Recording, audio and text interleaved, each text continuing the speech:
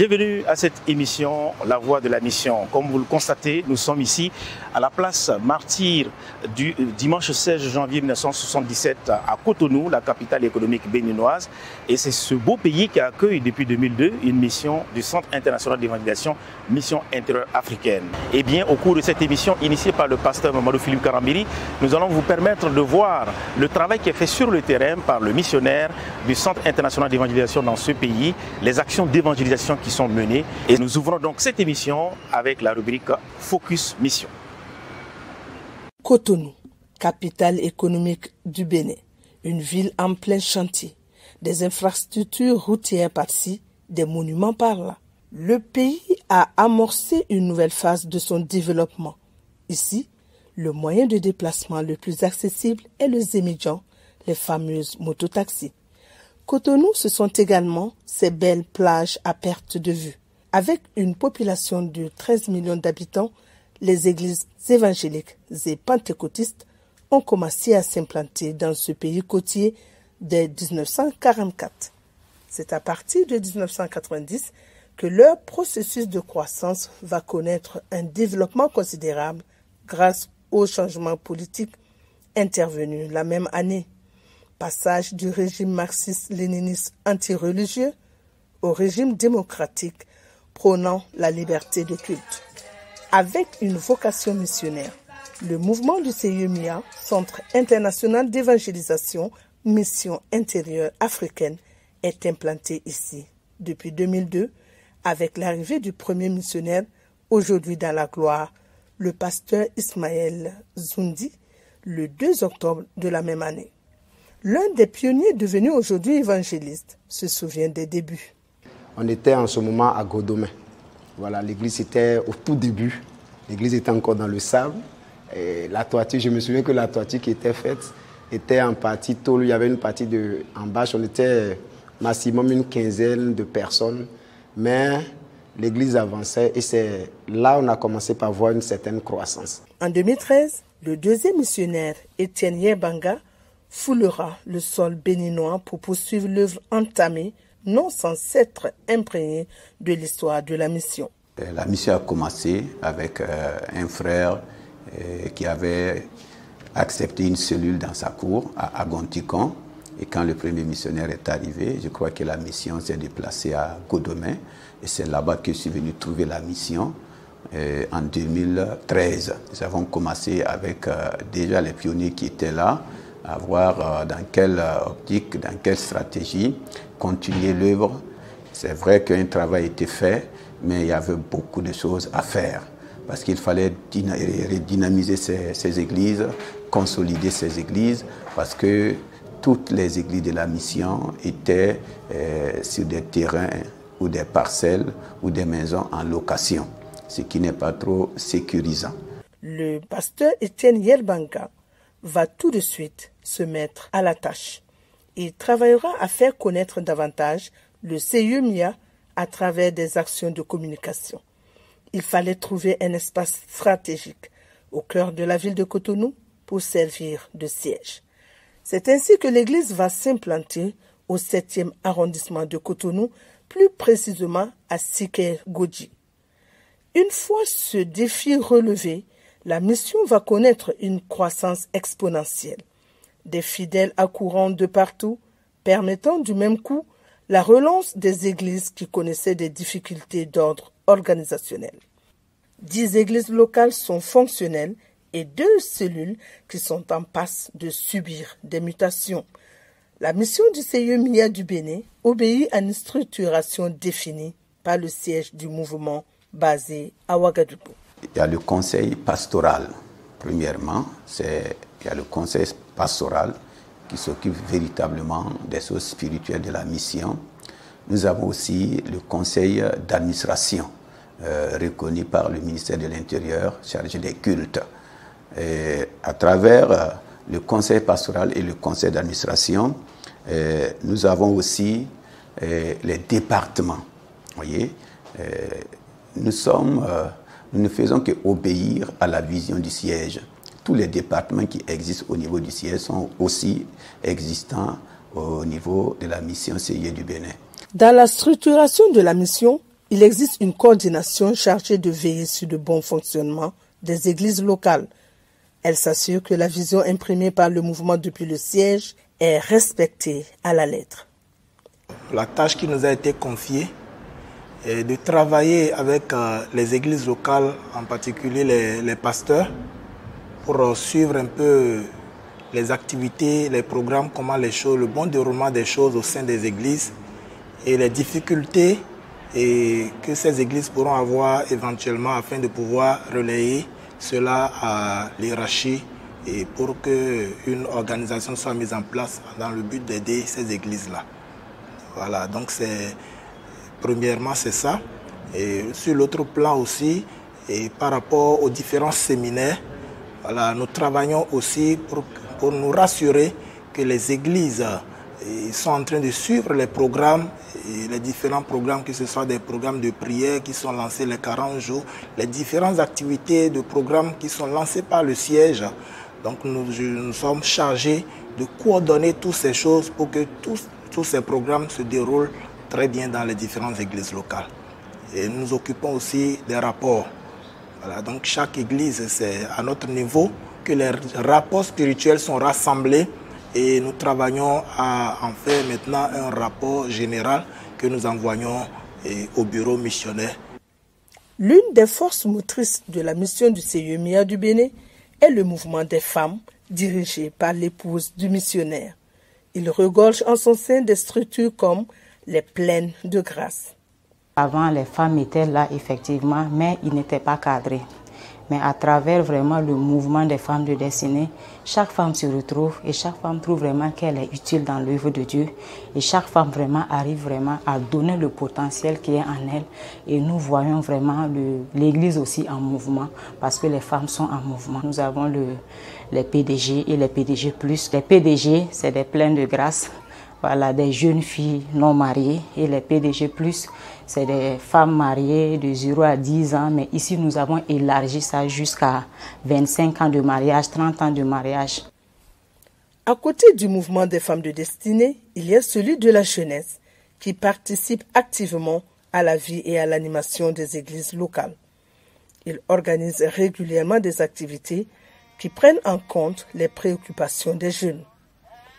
Nous suivons simplement la vision qui a été donnée par le Père, voilà, qui est d'aider les jeunes à entrer dans le plan de Dieu pour leur vie et les amener à être les acteurs de leur propre développement et de la transformation de leur environnement. Alors, qu'est-ce que nous faisons? Nous avons des enseignements, des temps d'enseignement. Donc, tous les dimanches soirs, après le culte, dans la soirée, nous développons le thème qui a été reçu le matin pour qu'il soit accessible à tous les jeunes. Parce que tous ne comprennent pas forcément ce qui est dit. Voilà, donc nous intercédons ensemble et nous participons activement à l'évangélisation. Voilà, aussi nous avons une activité phare que nous appelons la semaine de la jeunesse. Alors, au cours de la semaine, l'Église au fait donne le choix aux jeunes, pas le choix, mais on leur offre l'occasion de s'exprimer réellement. Donc, que ce soit les prières matinales, les prières de l'après-midi, l'Église locale en prière, même l'enseignement des jeudis et du dimanche, voilà, tout ça est conduit entièrement par la jeunesse. Il y a des séminaires qu'on organise. Voilà, par exemple, l'année passée, on a fait un séminaire sur l'entrepreneuriat et l'auto-emploi. Les enfants ne sont pas oubliés.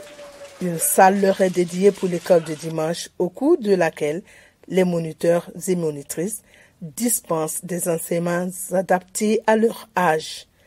Tout est mis en œuvre pour leur inculquer les valeurs bibliques dès leur jeune âge afin qu'ils ne s'en détournent pas quand ils grandiront.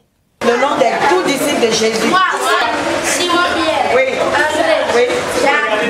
Philippe. Barthélemy. Les enseignements, nous commençons par l'amour de Dieu, la création. La création. Dieu a aimé, il a créé. Et l'homme a été créé au 6e jour. Dieu s'est reposé le 7e jour. Et Dieu visitait l'homme. Dieu aimait l'homme et visitait. Mais à un moment donné, l'homme a désobéi. Et c'est là que le problème a commencé.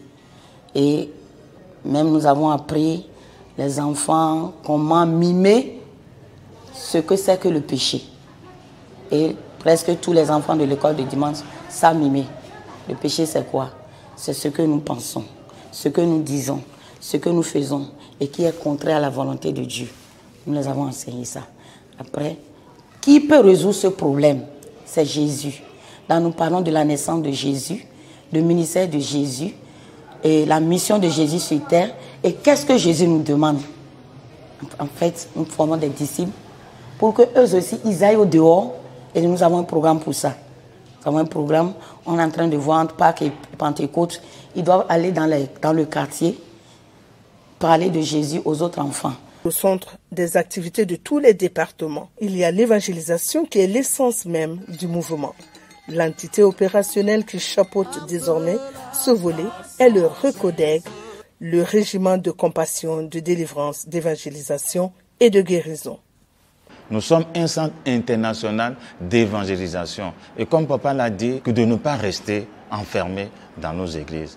Et c'est surtout cela qui est notre leitmotiv. C'est l'évangélisation individuelle vraiment qui précède l'évangélisation collective. Vous voyez? Donc nous sortons tous les samedis. Et aussi un jour libre dans la semaine pour chaque personne. Sortir pour aller évangéliser dans une zone où, par exemple, nous avons décidé d'aller. Quand nous allons sur le site, qu'est-ce que nous faisons? Nous nous départageons en binôme pour aller évangéliser avec des dépliants.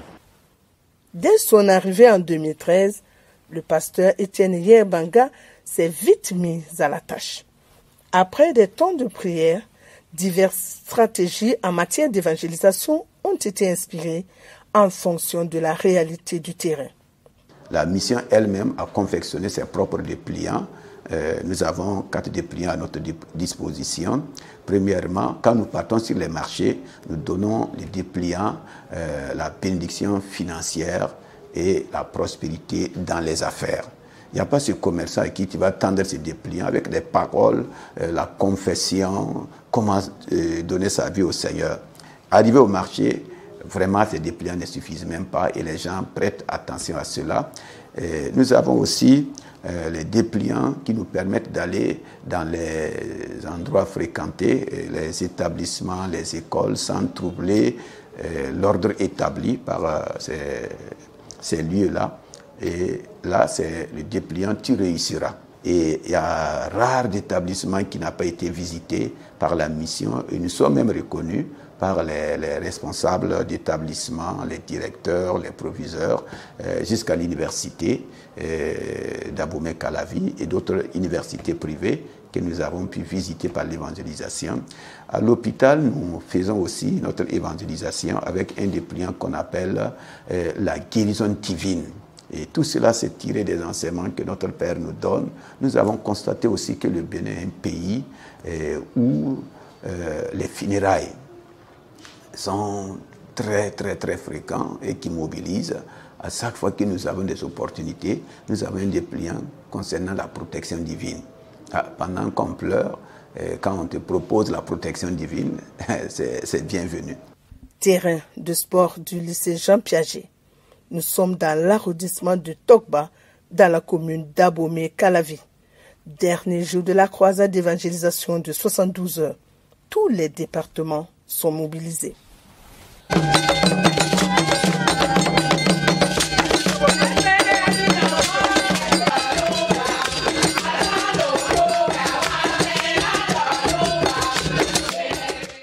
Entre chants et danses, le clou du programme est la prédication de l'évangile centrée sur l'œuvre de la croix.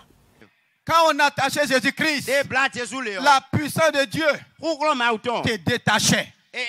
Lui, il a été attaché pour que toi tu sois détaché. Est-ce que tu es là ce soir? Jésus a été attaché à la croix pour que toi tu sois détaché. Quelle que soit la méchanceté qui t'a attaché, si ton avenir est attaché, si ton mariage est attaché, si tes études sont attachées, si ta promotion est attachée, ce soir regarde-moi. Regarde Jésus à la croix. Il a été attaché pour que toi tu sois détaché. À l'appel du prédicateur, des âmes sont sauvées. Ce n'est pas tout. C'est l'occasion de démontrer la puissance de la parole à travers des prières pour la guérison et diverses requêtes.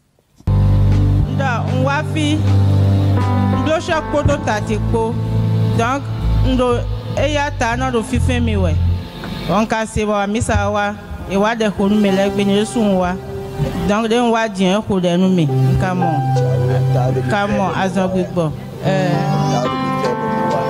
Okay. Donc elle avait fait un choc, elle a reçu un coup sur la tête et ce soir elle avait mal à la tête avant de venir. Le mal était encore là avant qu'on ne prie pour elle et en priant pour elle le mal l'a quitté. Gloire au Seigneur. Vous voyez les pieds qu'elle soulève là. Avant là, même pour marcher c'est difficile pour elle. Elle avait des douleurs partout dans le pied. Yes. Mais papa a posé la main là-dessus. Il a prié pour elle. La maman, mais la maman a sauté uniquement.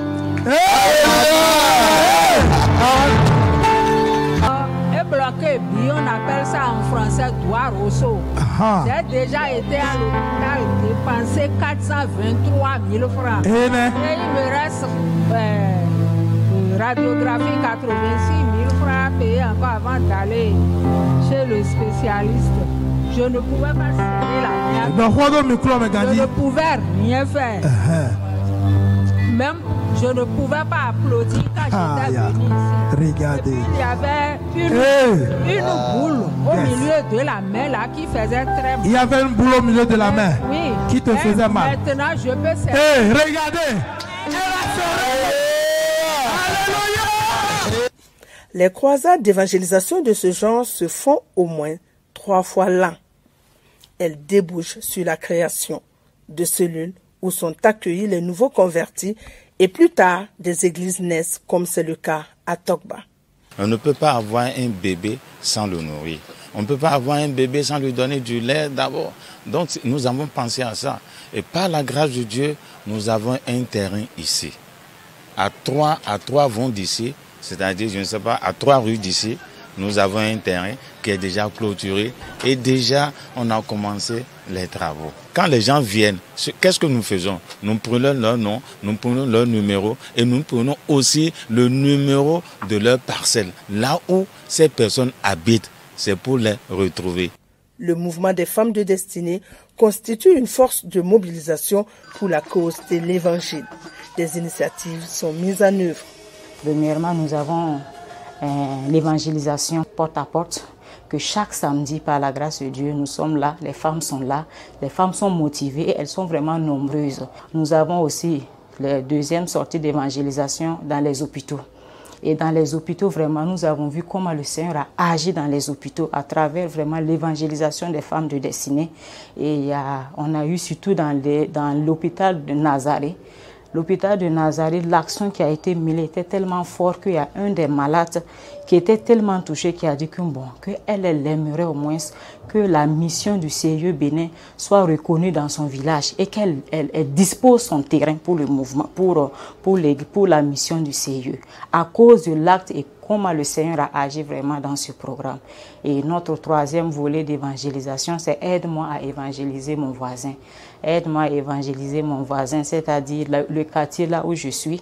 Souvent, quand toi-même tu sors seul ou bien quand tu es seul, tu n'as pas le courage de parler à certains voisins, certaines voisines. Maintenant, tu appelles le mouvement des femmes de destinée, tu appelles tes sœurs, voilà, ils viennent dans ton quartier. On vient massivement dans ton quartier. Tu cuisines ce que tu as, tu partages. Nous venons, nous prions d'abord et nous commençons maintenant à envahir le quartier. Et en ce moment, moi, personnellement, j'ai été le premier modèle. Et chaque fois, quand ils évangélisaient mes voisins, ils leur disent que bon, vous voyez telle maison là. Oui, c'est le pasteur là. Nous sommes ses fidèles. C'est nous qui nous sommes venus. Si vous avez un problème là, allez-y. Taper à cette porte-là. Je me rappelle qu'un jour, à 1h du matin, on est venu taper notre porte. Une femme est venue taper notre porte parce qu'il y avait son fils, un garçon de 18 ans qui avait piqué une crise de folie. Vers 1h du matin. Il a tapé la porte, on est sorti et la voisine a dit que si c'est pendant l'évangélisation là que j'ai compris que vous êtes ici, voici le problème. Et le Seigneur, vraiment, nous avons reçu cette maman et nous avons prié. Et depuis lors, les voisins, les voisines ont commencé aussi à venir à l'église. En plus de l'évangélisation, le volet intercession, les séminaires sur la famille, les journées de compassion sont au nombre des activités organisées. À côté des femmes, il y a le mouvement de jeunes qui, en plus de mener des activités diversifiées en faveur de ses membres pour leur plein épanouissement, participe de manière active à la propagation de l'évangile de Jésus-Christ. La semaine de la jeunesse, il y a un programme qui est là. Nous allons dans les écoles, dans les universités. C'est la jeunesse seulement, il n'y a rien que des jeunes. Nous allons, nous évangélisons. Et après cela, ceux qu'on a gagnés comme âme viennent à l'église. Nous faisons une grande soirée de louange et d'adoration. Aller partout et annoncer le message de la bonne nouvelle du royaume des cieux. La mission du CIE-MIA multiplie les sorties d'évangélisation pour répondre à la grande commission. Les équipes sont déployées sur divers sites. Ah, d'accord.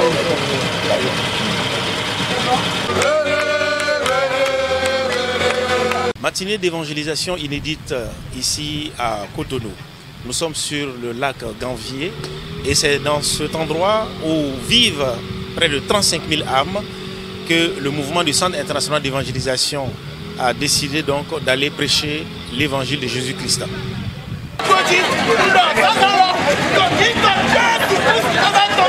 Située sur le lac Nokoué, au nord de la métropole de Cotonou, cette cité lacustre du sud du Bénin fait partie de la commune de Soava. Ses habitants ont un rapport particulier avec l'eau depuis leur bas âge, allant même jusqu'à la vénérer. Ici, les habitations sont sur pilotis, construites essentiellement en bois et en bambou. La pisciculture est la principale activité à Ganvier. Ils sont ici il y a très longtemps. C'est au temps de l'esclavage où on ramassait on prenait une bonne partie de la population pour les soumettre à l'esclavage. Donc, cette population, dans la fuite, viennent se cacher dans les marécages. Et quand ils se cachent, ils commencent par s'habituer à l'eau. Et les mamans qui font les bébés les présentent à l'eau en même temps et on jette l'enfant dans l'eau et on récupère rapidement pour que l'eau ne fasse plus peur à l'enfant. Donc c'est dans cette ambiance qu'ils ont commencé par construire les maisons sur pilotis. Et ils vivent sur l'eau. Et les habitants, ils ont leur tassis. Il y a des tassis qui circulent sur le lac. Et les tassis là, ce sont des tassis pirogues. Le marché ici s'anime à 4 h du matin. Le marché commence par s'animer. Donc, les piroguiers qui en font un tassis mettent leur pirogue à la disposition de la population. Et la population se rassemble pour vendre tout. Tout se vend ici. Vous pouvez acheter les pagnes, et vous pouvez acheter l'oignon, piment, tout. Et on prépare même dans la pirogue. À Ganvier, il existe des écoles, des centres de santé, des infrastructures bancaires et administratives et des lieux de culte. C'est dans l'optique d'y implanter une cellule qui deviendra plus tard une église que l'équipe d'évangélisation a investi ce lac. Initier ce programme d'évangélisation nous a permis de parler à ceux qui vivent sur l'eau, à ceux qui ont leurs activités sur l'eau, de même que Jésus-Christ le faisait aussi, des conversions sur le terrain, et nous prions pour les gens sur leur pirogue. Vraiment, nous rendons grâce au Seigneur de savoir que cette population est touchée aussi par l'évangile. L'évangile est prêché et les habitants sont réceptifs. Une belle expérience pour l'équipe d'évangélisation. Venir sur l'eau, vraiment, c'est vraiment une spécialité. Nous avons vu que le Seigneur vraiment a disposé le cœur de la population de Ganvier. Et quand nous prêchons l'évangile, les cœurs sont disposés pour pouvoir recevoir la parole. Parce que c'est une particularité que nous vivons, ce qui m'a beaucoup plus touché. Les femmes sont vraiment enthousiasmées, il y a une joie qui les anime. On dirait qu'on les avait informées d'avance de s'apprêter qu'il y a une équipe qui venait, alors que ce n'est pas le cas. Mais quand nous prêchons l'évangile, elles le reçoivent et elles confessent le nom du Seigneur. Autre lieu, autre type de public, mais le message reste le même. Les week-ends à Cotonou sont particulièrement propices. Pour faire un tour à la plage, question de prendre de l'air. Les témoins du jour vont au contact du public avec des dépliants en main pour propager l'évangile. Nous avons beaucoup du monde ici et nous impartons. Et ça veut dire que nous semons la parole de Dieu dans la vie de beaucoup de personnes. Et à travers ça, nous donnons les dépliants. Les personnes qui sont en contact de ces dépliants, après des jours, nous appellent. Ils viennent aussi au centre. Ils sont aujourd'hui devenus nos fidèles. On voit que vous avez porté des t-shirts, des casquettes. Est-ce que ça fait partie de la stratégie aussi? Oui, ça fait partie de la stratégie parce que ça fait la différence. Ça montre que c'est le siège qui est là actuellement et le royaume qui est là actuellement. Et ça fait que nous nous reconnaissons entre nous. Beaucoup de personnes se sont données à Jésus. Et vraiment, il y a d'autres même qui nous ont promis de venir à l'église à partir du mardi. Donc nous rendons grâce au Seigneur. Et je vois que nous avons envahi.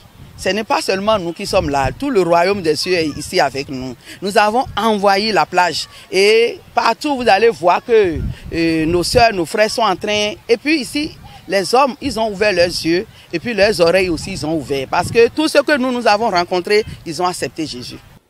L'évangélisation se fait également dans les écoles, lycées et universités. L'un des programmes phares est la campagne annuelle de prière pour les examens et concours dénommée « Tu réussiras ».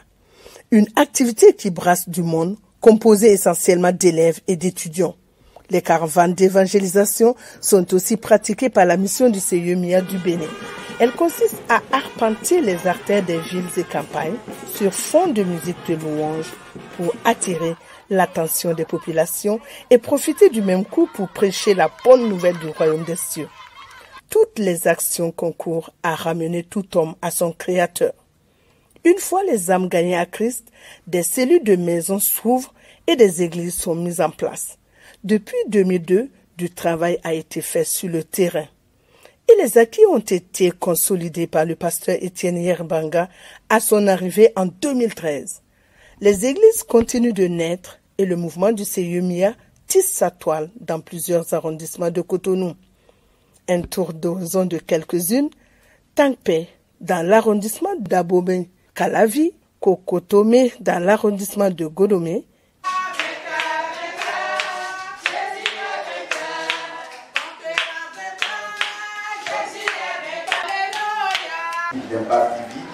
avec le directeur général et l'équipe technique qui est là ce matin pour dire que tout ce que vous faites ici, Impact TV est vraiment intéressé.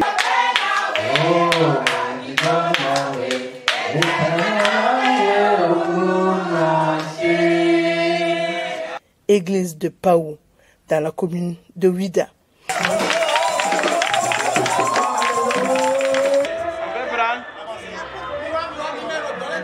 Malgré le fait que ce n'était pas jour de réunion, des fidèles ont tenu à être présents lors du passage de l'équipe d'Impact TV. Avec 10 églises au Bénin, le mouvement du CIE-MIA est résolument engagé dans la voie de la conquête. Ici à Tokba, dans la commune d'Abomey, Calavi, 2 bâtiments sortiront bientôt de terre, un lieu de culte et des bureaux pour l'administration. Effectivement, nous sommes sur un site du CIE-MIA Bénin, un site de 1112 mètres carrés. Donc actuellement, ce que nous voyons, c'est un bâtiment annexe qui est en cours de construction. Donc il est prévu un projet de construction d'un bâtiment de type R+3 qui abritera la cellule de CIE-MIA Togba. Donc c'est aussi un bâtiment extensible en R+. C'est pourquoi la fondation est faite en conséquence. Ensuite, des bureaux et aussi des logements pour les étrangers, pour loger les étrangers. En dehors de l'évangélisation qui est l'épine dorsale du CIE-MIA, les fidèles ici à la mission du Bénin sont spirituellement nourris par les enseignements du pasteur Mamadou Philippe Karambiri et de son épouse via Impact TV, la télévision du royaume des cieux. Mais également, ils sont nourris par les enseignements donnés par le pasteur missionnaire Etienne Yerbanga. C'est la rubrique à l'écoute de la parole et nous allons suivre un des messages donnés lors d'un culte dominical et qui porte sur l'économie du royaume des cieux. je t'adore. Oui, c'est toi, le conquérant vainqueur, qui a conquis pour moi. C'est pourquoi je t'aime, oui, je t'aime, ton Père, je t'adore, Père, je t'adore. Oh, tu es ma victoire, tu es mon triomphe, mon conquérant vainqueur. Oh, je t'aime Seigneur, je t'aime Saint-Esprit, je t'aime Jésus. Oh, Père, je t'adore, je t'adore. Oh, je t'adore. Je te donne ma vie. Oh, tous parce que je t'aime, je t'aime, je t'aime, je t'aime, je t'aime. Seigneur, merci pour ce privilège. C'est toi toujours qui ne cesse de conduire ton peuple.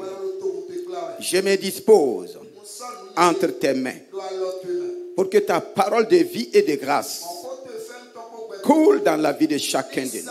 Alléluia. Amen.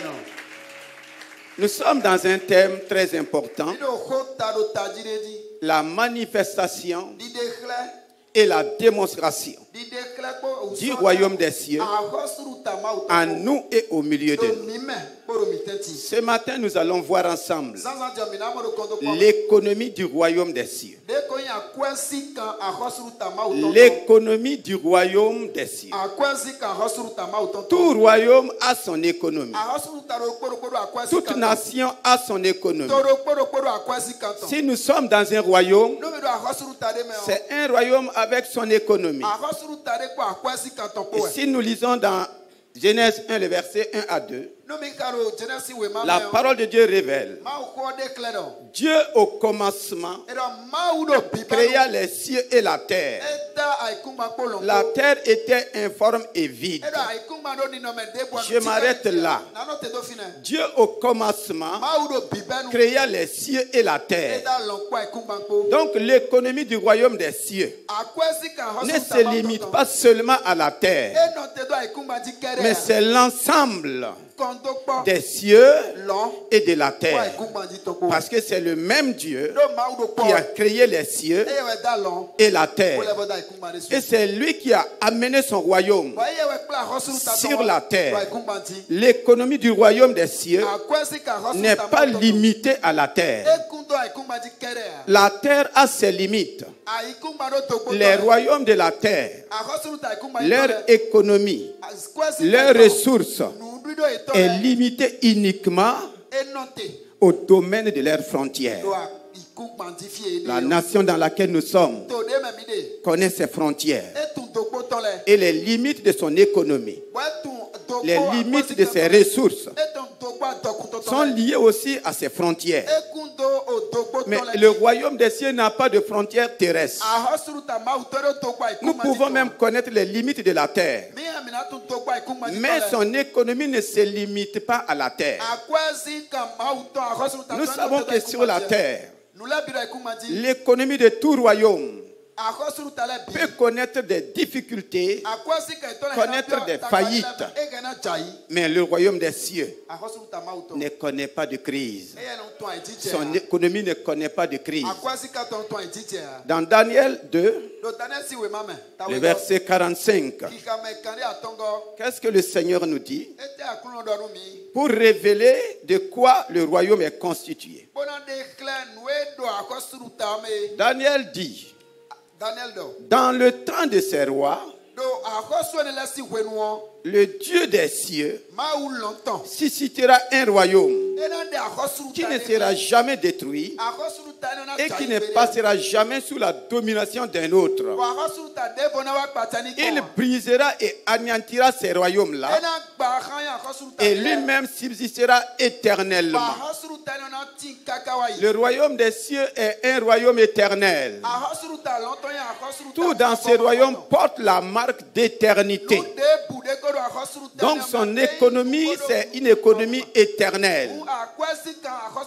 Daniel dit que ce royaume ne sera jamais anéanti.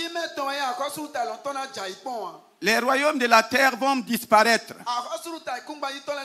Parce que nous parlons souvent de fin du monde. La fin du monde, c'est la fin de tous ces royaumes. Mais le royaume des cieux n'a pas de fin. Alléluia.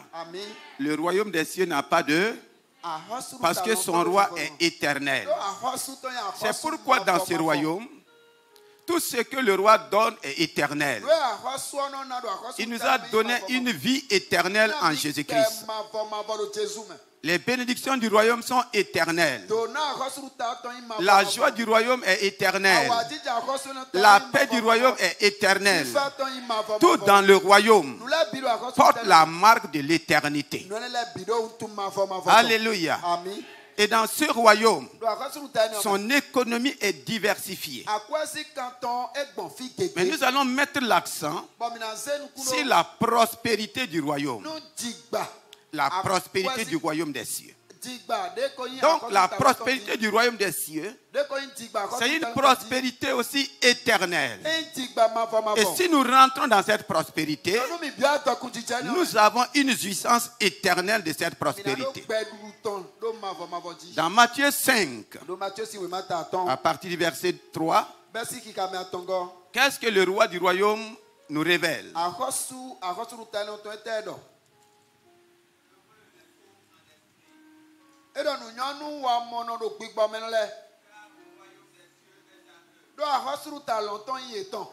Heureux les pauvres en esprit, car le royaume des cieux est à eux. Il faut appartenir à ces royaumes pour jouir de l'économie de ces royaumes, pour jouir de la prospérité de ces royaumes et de tout ce que ces royaumes regorgent. Comment faire partie de ces royaumes? Le roi du royaume, avant sa venue, Jean-Baptiste a dit: le royaume des cieux est proche. Repentez-vous. Alléluia. Le royaume des cieux est proche. Il a annoncé la venue du royaume. Il dit, le royaume n'est pas loin. Le roi du royaume n'est pas loin. Il va bientôt se manifester. Pour entrer dans ce royaume, il faut se repentir. Et nous avons vu ensemble, la repentance demande un changement. Quel genre de changement? Un changement de mentalité, un changement de moralité, un changement de volonté, un changement de sentiment et un changement de pensée. Voici ce qui va te permettre, voici ce qui va me permettre de rentrer dans le royaume. Mais la parole vivante dit: heureux ceux qui sont conscients de leur pauvreté spirituelle, car le royaume des cieux est réservé. Que quelqu'un dit: le royaume des cieux est réservé. Le royaume des cieux regorge de réserves importantes. Il y a tellement de réserves dans ce royaume. Et le Seigneur dit: heureux ceux qui sont conscients de leur pauvreté spirituelle. Donc c'est un royaume spirituel qui se manifeste à tous les niveaux et dans les physiques. Mais quand nous sommes pauvres en esprit, nous pouvons manquer ce royaume. C'est pourquoi le roi du royaume dit: heureux, heureuse ceux qui sont conscients de leur pauvreté spirituelle. La manifestation de la prospérité du royaume commence par une prise de conscience.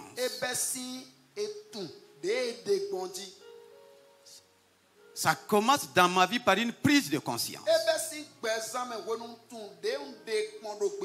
Sa prospérité commence dans ta vie par une prise de conscience.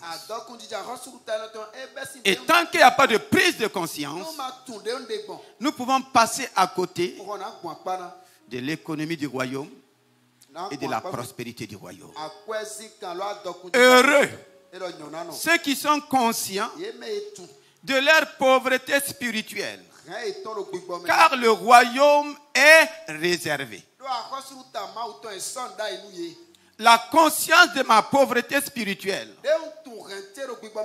va m'amener à m'élever, va susciter un réveil en moi. Et tant qu'il n'y a pas de réveil, nous allons continuer à dormir. Et le sommeil n'a aidé personne. Donc ce matin, le Seigneur m'appelle à un réveil. Un réveil de conscience. Le Seigneur t'appelle à un réveil de conscience. Et pourquoi un réveil de conscience? Le réveil de conscience est aussi égal aussi à un réveil d'esprit. Cela n'a pas commencé avec nous. Et cela ne va pas se terminer avec nous. Pour comprendre l'enjeu et l'importance, nous allons voir rapidement dans Agé 1, le verset 3 à 14. Nous allons voir un peuple appelé aussi peuple de Dieu. Le peuple que Dieu a choisi pour commencer à manifester sa volonté sur la terre. Commencer à manifester sa prospérité sur la terre. Commencer à manifester tout ce qu'il est sur la terre. Mais ce peuple va se rendre compte que beaucoup de choses ne marchaient pas. Et la cause c'était quoi? Agé 1, le verset 3 à 14. L'Éternel réveilla l'esprit de Josué, de Zorobabel et de tout le reste du peuple de Dieu. Tant qu'il n'y a pas de réveil, de prise de conscience, la parole de Dieu déclare: les cieux vous sont fermés, la terre, la mer et tout ce que vous faites, vous ne voyez pas la prospérité. Et le peuple souffrait. Voici le peuple de Dieu, mais il vivait dans chacun pour soi et Dieu pour tous. Le royaume de Dieu n'est pas ainsi. Le royaume des cieux ne fonctionne pas de cette manière. Non. Il dit il faut que l'esprit du peuple se réveille. Et le réveil de l'esprit du peuple va donner un réveil de conscience. Et les choses vont commencer à bouger. Il dit le ciel, la terre sont devenus secs. Une nation où il y a la sécheresse, ça donne un coup à son économie. Ça donne un coup à la prospérité de son peuple.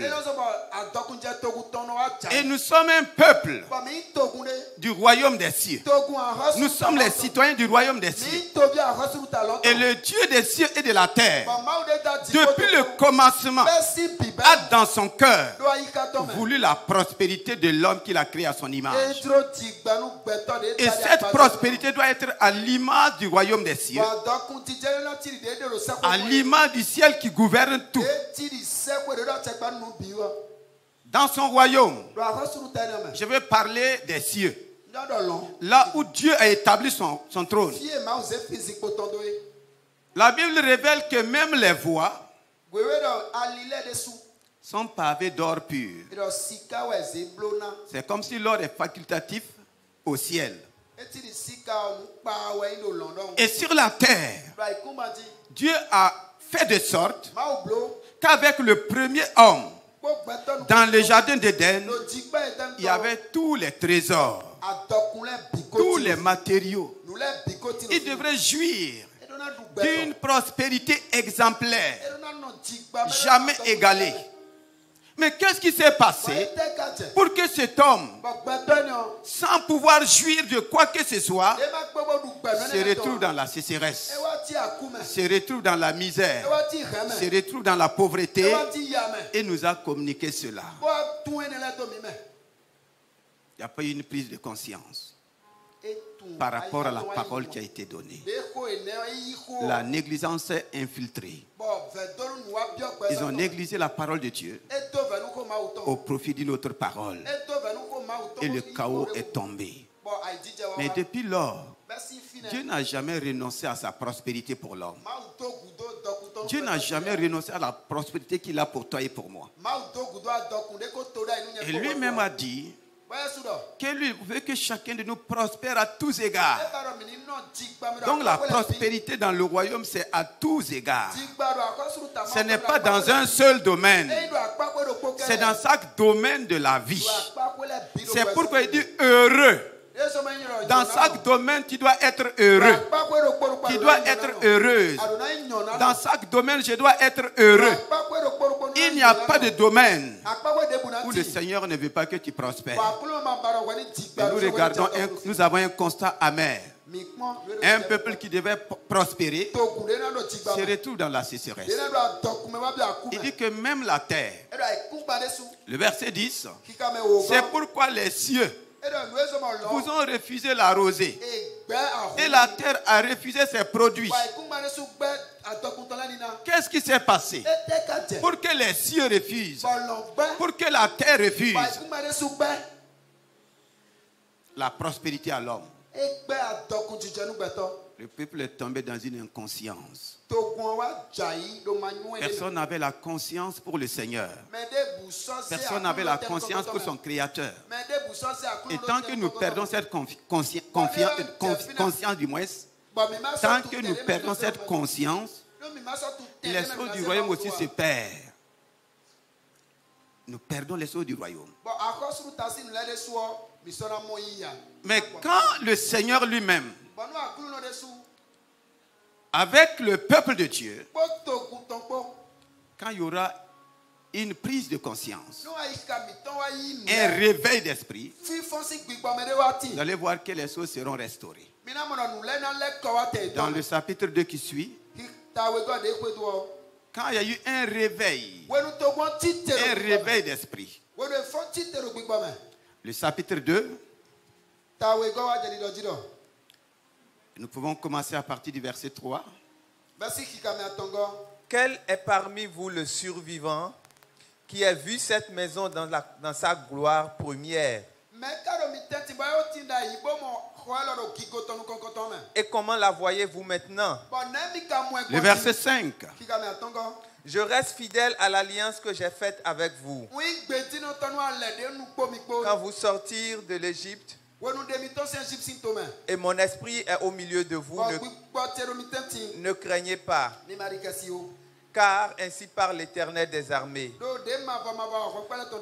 Encore un peu de temps, et j'ébranlerai les cieux et la terre, la mer et le sec. J'ébranlerai toutes les nations. Les trésors de toutes les nations viendront. Et je remplirai de gloire cette maison, dit l'Éternel des armées. L'argent est à moi, et l'or est à moi, dit l'Éternel des armées. Alléluia. Amen. La prospérité est à moi. Amen. La prospérité ne vient de nulle part, sinon de celui qui est le Dieu de toute prospérité. L'argent est à moi. L'or est à moi. Donc, il est le Dieu de toute prospérité. Et pour que cette prospérité se manifeste, il dit il faut un réveil de conscience, un réveil d'esprit. Et c'est là vraiment que je vais rester et mettre le clou dans mon cœur et dans ton cœur. L'or est à moi. L'argent est à moi. À qui? Au roi du royaume. Dis, je reste fidèle à mon alliance. Fidèle à son alliance. Il dit avec Moïse, avec Abraham, avec Moïse, avec tous ceux qui nous ont précédés, ceux qui ont eu cette prise de conscience, ceux qui ont eu ce réveil d'esprit, ont connu véritablement la prospérité de leur Dieu. Ce matin, le Seigneur dit, heureux ceux qui sont conscients de leur pauvreté spirituelle.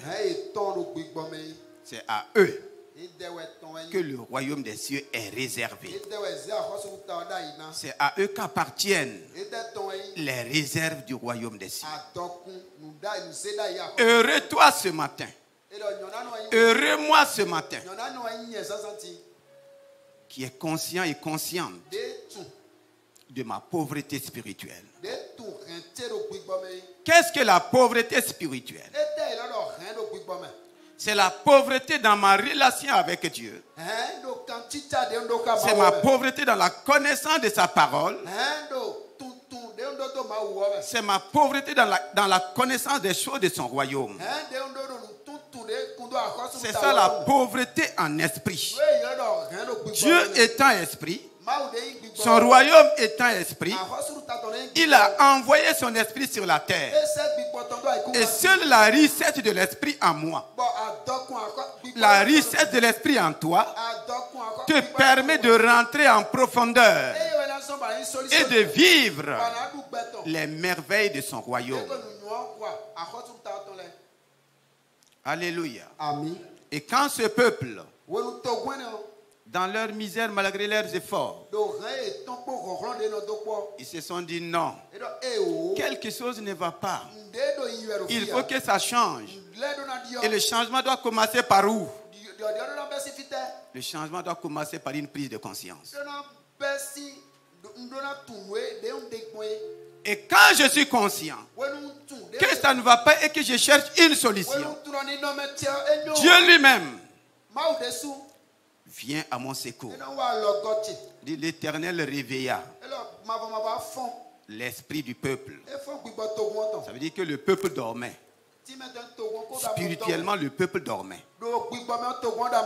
Et il faut un réveil. Tant qu'il n'y a pas ce réveil, beaucoup de choses vont dormir avec nous. Nous dormons dans la prospérité du royaume.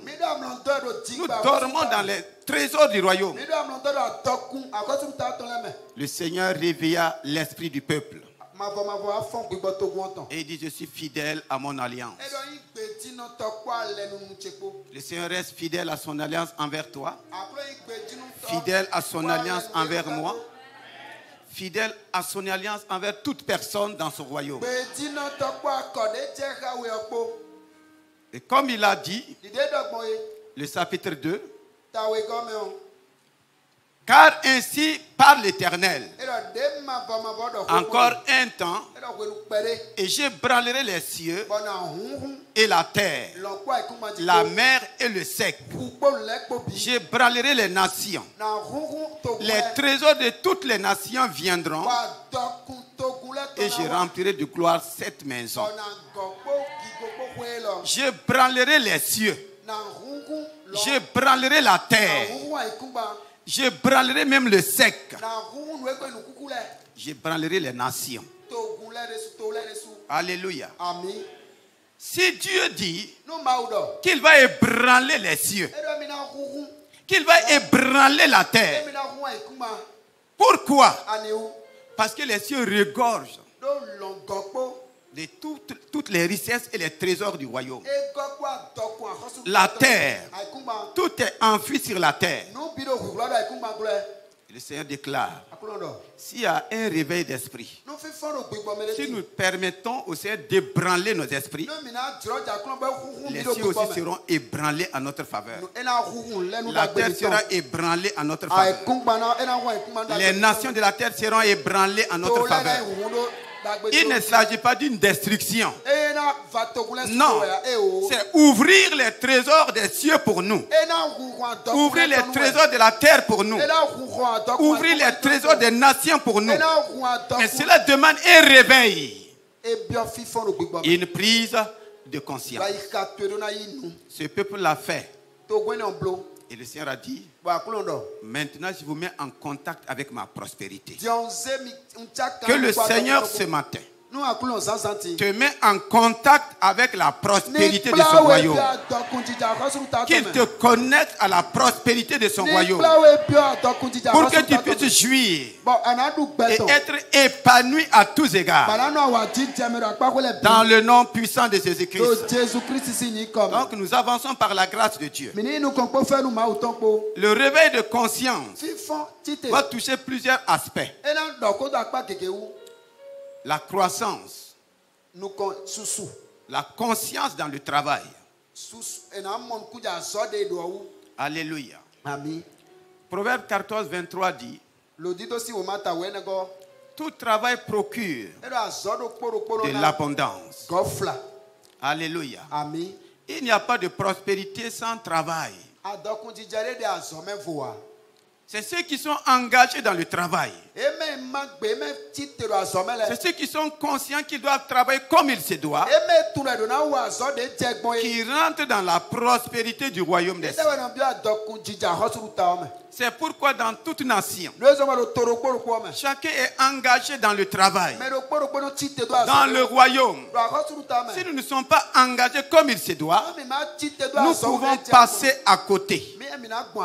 Voici que le Seigneur du royaume dit, dans son royaume à lui, tout travail que tu fais doit te procurer l'abondance, doit te donner la prospérité.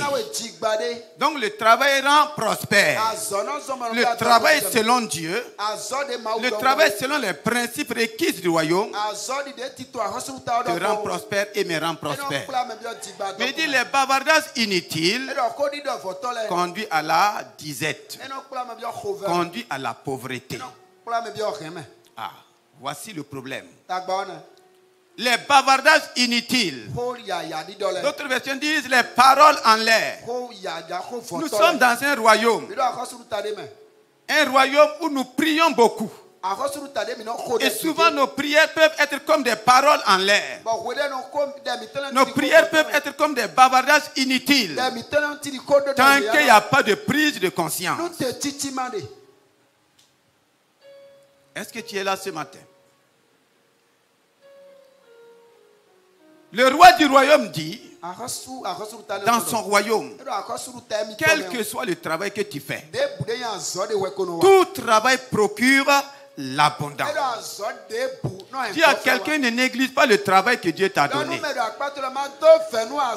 Dans le royaume, il n'y a pas de petit travail. Le roi du royaume dit, tout travail dans son royaume procure quoi? L'abondance. Si toi tu fais un travail où il n'y a pas l'abondance, c'est qu'il y a quelque chose qui manque. Il y a une inconscience à quelque part. Et tant qu'il y a une prise de conscience, tu vas commencer à voir quoi? L'abondance. Et si on veut parler de prospérité, on doit aussi parler d'abondance. Sans abondance, il n'y a pas de prospérité. L'abondance est un signe de la prospérité. Et la Bible dit que c'est le travail qui procure quoi? L'abondance. Malheureusement, beaucoup ne sont pas réveillés dans la conscience du travail. Dans la conscience de travailler comme Dieu le veut. Et comme il n'y a pas ce réveil de conscience, nous vivons ce qu'on appelle la disette. Nous vivons ce qu'on appelle la pauvreté. Ce qui n'est pas normal dans le royaume. Alléluia. Demande à quelqu'un. Est-ce que tu vois l'abondance dans ce que tu fais? Y a-t-il l'abondance dans ton travail? Si ce n'est pas ainsi, je te demande une chose. Réveille-toi. Il n'y a pas de conscience dans le travail. Beaucoup ne sont pas conscients. Ce n'est pas généralisé, mais beaucoup ne sont pas conscients. Et ceux qui ne sont pas conscients ne peuvent pas développer l'abondance du royaume dans leur vie.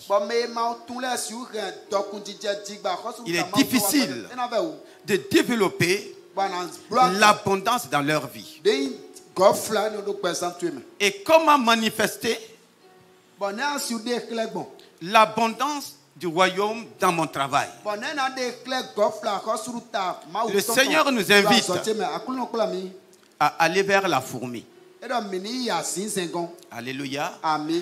Il dit paresseux, va vers la fourmi. Toi qui n'es pas conscient, il faut aller vers la fourmi. La Bible dit que la fourmi est comme un petit animal. Nous on l'appelle insecte.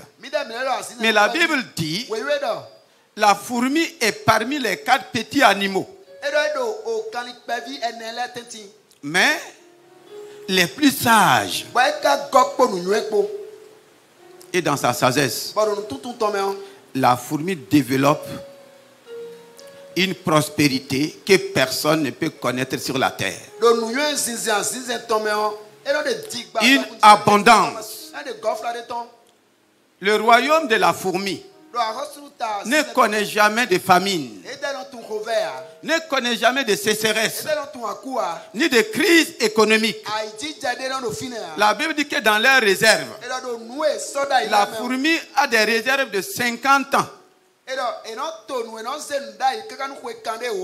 Dans leur trou, la fourmi a stocké des vivres pour 50 ans. Quelle est cette nation qui peut avoir des réserves lui permettant de vivre pendant 50 ans sans rien faire? Alléluia. C'est ça la prospérité. Avoir les choses en abondance pour des années durant. Et les ressources de Dieu ne peuvent jamais tarir. Dieu ne connaît jamais de crise économique. Le royaume dans lequel ne connaît pas de crise. Nous affrontons les crises dans ce monde. Mais ce n'est pas le royaume des cieux qui est en crise. Étant sur la terre, étant dans le monde mais n'appartenant pas au monde, les crises existant dans le monde peuvent toucher le royaume. Mais le royaume n'a pas de crise. Au contraire, les nations ont besoin du royaume pour sortir de leur crise. Les nations de la terre ont besoin du royaume pour sortir de leur crise. Mais voici que les citoyens même du royaume ne sont pas conscients. Voici que nous croyons même que les nations ont plus de richesses de prospérité que notre royaume. Le Seigneur veut une prise de conscience. Parce qu'il dit que tout est à lui. L'argent n'appartient pas aux nations.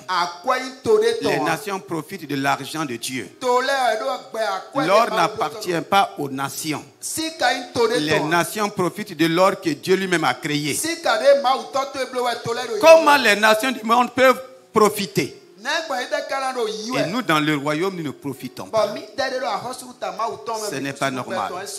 Ce matin, il faut un réveil. Il faut permettre au Saint-Esprit, l'esprit du royaume, c'est lui qui connaît les couloirs de prospérité dans le royaume.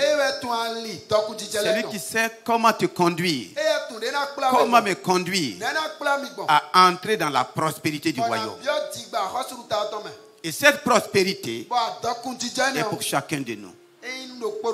Chaque membre du royaume doit prospérer à tous égards,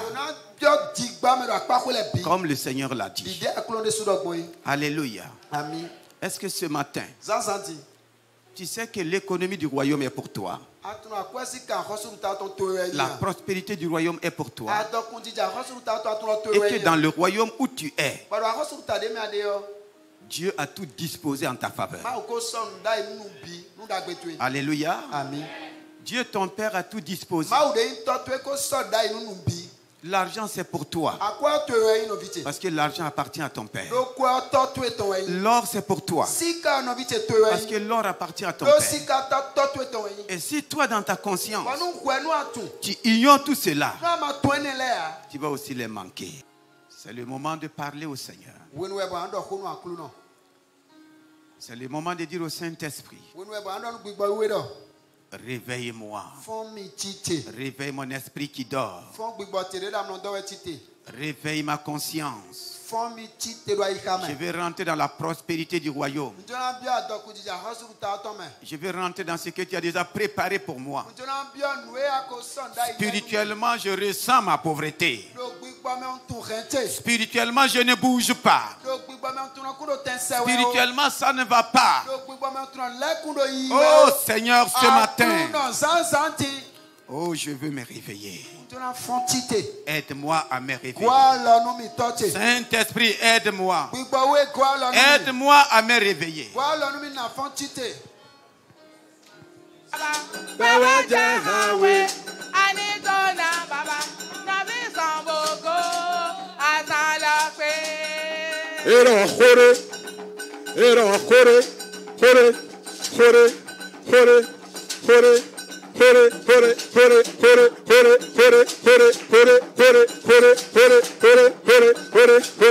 Jésus te rend humbonassé. Jésus te rend humbonassé. Mais il sera. Nous entamons la troisième et dernière rubrique de cette émission, La Voix de la Mission. Et c'est dans la rubrique Cap Moisson. Nous sommes donc devant le tabernacle de la résurrection, qui est l'église siège de la mission du Seigneur Mia ici au Bénin. Et nous sommes en compagnie donc du pasteur Étienne Yerbanga. Pasteur, nous allons aborder avec vous les perspectives en matière donc de croissance des églises et également les actions d'envergure que vous comptez mener pour justement atteindre cet objectif. Je bénis le Seigneur pour son œuvre colossale qu'il a menée lui-même par son Esprit Saint à travers la mission du Seigneur Mia au Bénin. Depuis sa venue au Bénin, j'ai vu que le Seigneur a permis que les grandes villes soient visitées par l'Évangile à travers le Centre international d'évangélisation. J'ose témoigner que nous avons été jusqu'à Natitengu, Parakou, Boyikon. La grande partie de la nation a été touchée par l'œuvre du Seigneur Mia. Donc le Seigneur Mia est connu au Bénin à travers des actions fortes menées sur le terrain. Et cela a été soutenu par aussi les enseignements que notre Père spirituel donne et continue de donner à travers Impact TV et une radio de la place Maranatha. En termes de perspective, nous pouvons rendre vraiment grâce au Seigneur. Et vu l'évolution des choses, nous devons suivre aussi les stratégies inspirées par le Saint-Esprit qui connaît mieux la nation et qui sait comment l'évangile doit être annoncé dans cette nation. Et chaque nation diffère avec des particularités qu'il faut savoir utiliser et atteindre les cibles qui est les âmes à gagner. Donc aujourd'hui, nous sommes à 9 églises avec des cellules et l'évangélisation fait son œuvre dans tous les domaines où le Seigneur nous conduit. Les formes d'évangélisation que nous utilisons aujourd'hui, c'est communément l'évangélisation porte-à-porte, l'évangélisation individuelle avec l'équipe nationale d'évangélisation. Mais vu aussi les opportunités que le Seigneur nous donne, nous avons une nation avec des variétés qu'il faut savoir exploiter. Puisque le Seigneur a dit d'aller partout le monde et d'annoncer la bonne nouvelle à toute la création, nous avons compris en ce sens que le Seigneur nous dit d'aller partout où il y a du monde. Et nous avons mis des stratégies en place pour les atteindre. Aujourd'hui, la plage regorge du monde. Nous avons développé des stratégies pour atteindre les gens au niveau de la plage.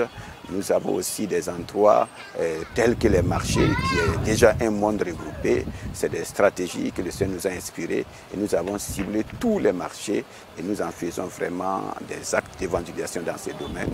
Nous avons aussi les lieux publics à des moments donnés, sans déranger la quiétude et la mouvance dans ces lieux-là.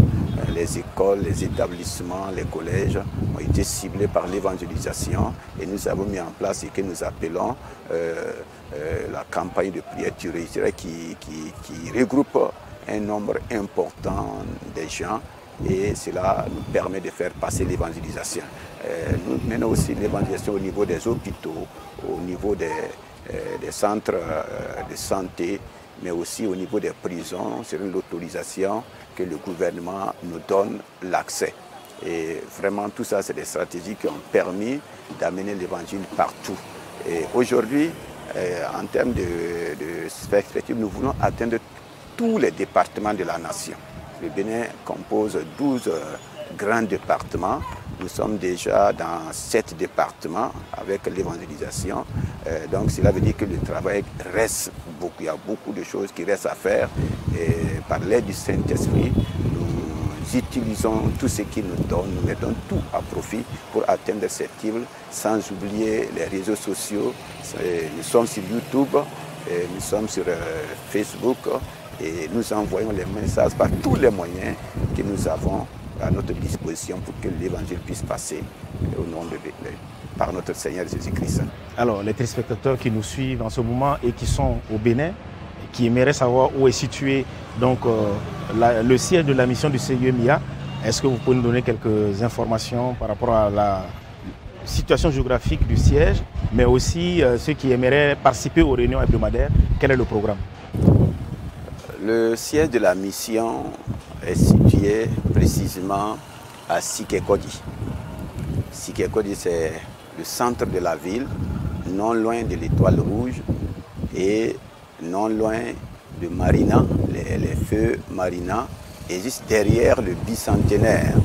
Et nous sommes dans la même voie que la SBE Sikekodi. Et ce n'est pas caché, ce n'est pas perdu. C'est la grande voie qui quitte l'Étoile Rouge pour aller à Saint-Michel, le marché Saint-Michel et Tokba. Vous voyez, le bicentenaire existe après les feux de la Marina. Et juste, si vous quittez l'Étoile Rouge, vous dépassez seulement les feux rouges, la première voie à droite, vous rentrez dans la voie de la SBE et le bicentenaire existe en face. Si vous venez aussi de Tokba, Saint-Michel, juste après le bicentenaire, vous tournez à l'avant à votre droite. Vous voyez, si vous tournez à l'avant, vous rentrez directement dans l'avant de la SBE et l'église est située sur un immeuble à 3 niveaux. Vous voyez, si vous rentrez seulement, c'est l'immeuble qui est juste derrière nous. Derrière nous, voilà, donc c'est là où la mission est située. Et contacts? Les contacts que nous pouvons donner, le premier contact c'est le 96 65 56 54. Le deuxième contact c'est le 66 02 63 73. Nous sommes pratiquement à la fin de cette émission La Voix de la Mission. Nous allons demander donc votre dernier mot. J'ai béni infiniment le Seigneur pour la vision qu'il a donnée à nos parents spirituels, la voie de la mission qui a conduit Impact TV dans cette nation et précisément à la mission CIEMIA Bénin. Vraiment, nous avons été très encouragés, très édifiés de voir le cœur qu'ils ont pour les champs missionnaires. Et la visite d'Impact TV au Bénin a été une richesse pour nous, ce qui a permis de voir ce que le Seigneur a fait. Donc nous les remercions infiniment et nous avons vraiment, nous leur témoignons aussi la fidélité de continuer l'œuvre comme cela a été donné et sur la vision pour laquelle ils nous ont envoyés. Et l'œuvre va continuer par le soutien, leurs prières et nous les sommes infiniment reconnaissants. Je suis vraiment reconnaissant aussi à tous ceux qui, d'une manière ou d'une autre, prient pour la mission, soutiennent la mission par tous les moyens. Et surtout dans cette nation, tous ceux qui suivent Impact TV, nous voulons leur dire que la mission est présente au Bénin et dans plusieurs localités. Nous avons aussi une église à Paou, non loin du siège de Paou. Nous avons une église à Kokotomé, qui n'est pas aussi perdue. Nous avons une église à Tori. Nous avons une cellule à Ouida, qui est en train de devenir une église. Nous avons une église à Tangoué. Nous avons une église à Diefa, une église à Parakou. Et Savé, on a 2 églises. Maintenant, au niveau des secteurs, nous travaillons à mettre en place des cellules pour nous rapprocher des fidèles. Voilà, ce sera donc le mot de la fin. Merci au pasteur missionnaire Étienne Yerbanga, le pasteur missionnaire ici au Bénin. Et nous disons merci à tous les téléspectateurs qui ont suivi ce magazine La Voix de la Mission. Et nous vous donnons rendez-vous la prochaine fois pour un autre numéro dans un autre pays, bien évidemment. Oh merci, oh merci, oh merci, oh merci, merci, oh merci, merci Seigneur. Pour Gonvier, la pirogue et Impact TV qui est venu jusqu'ici pour nous assister, pour le Père merveilleux que Christ m'a donné, son amour qui me comble, son esprit en moi. Oh merci, merci, oh merci, oh merci, oh merci, merci, oh merci, merci Seigneur. Pour maman, merci, oh merci, oh merci, oh merci, merci, oh merci, merci,